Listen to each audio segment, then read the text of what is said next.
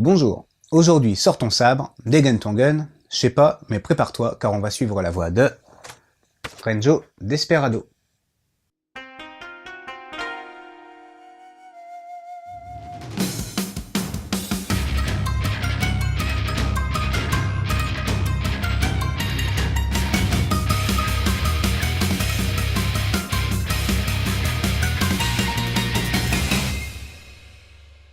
Monko, une guerrière vagabonde aux bras de métal, voyage de ville en ville dans un Japon westerno-fantastique, enfin quelque chose dans ce goût-là, à la recherche d'un mari.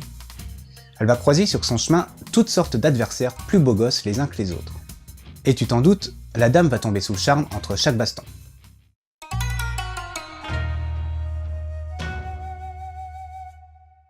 Le trait de Han Dong-sik est plutôt chouette. Nerveux et légèrement brouillon, il retranscrit bien l'esprit du manga qui se déroule dans un univers de poussière et de sang. Le design de Monko est vraiment cool et rend à merveille le côté badass du personnage. Au niveau de la mise en case, ça reste assez classique pour ce genre de manga, mais très dynamique. Les scènes de fight sont nerveuses, l'auteur joue parfaitement avec les traits de vitesse et le découpage des cases. À vrai dire, on ne s'ennuie pas une seconde. Et malgré un léger manque de détails dans les décors, le cadrage et l'action parviennent à faire oublier ce défaut, si on peut appeler ça un défaut. L'édition reste simple, une couverture souple avec une jaquette ma foi fort jolie et accrocheuse. Si tu enlèves la jaquette, tu pourras découvrir un croquis de celle-ci avec une bulle de Monko te demandant de la regarder dans les yeux. Voilà qui permet de cerner un peu plus le personnage.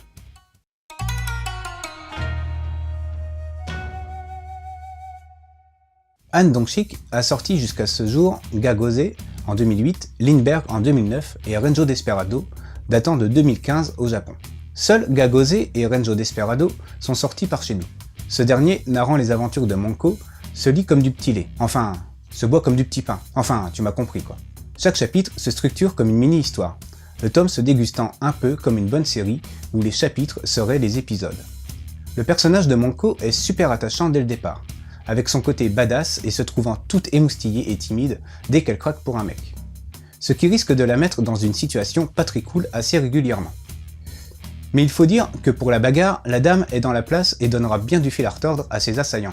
J'adore cette ambiance qui mélange le western avec un peu de fantastique, le tout donnant un petit côté post-apo qui ravira les amateurs. Niveau action, on est servi. Ça rentre dans l'art dès le départ et on accroche assez vite au style narratif. Bref, ce Renzo Desperado, c'est du tout bon. C'est rythmé, c'est drôle, c'est violent, un peu, c'est sexy, un peu aussi, enfin, tu vois le topo. Pour aller avec cette lecture, je vais te conseiller. Tout d'abord, Desert Punk de Uzune Masatoshi.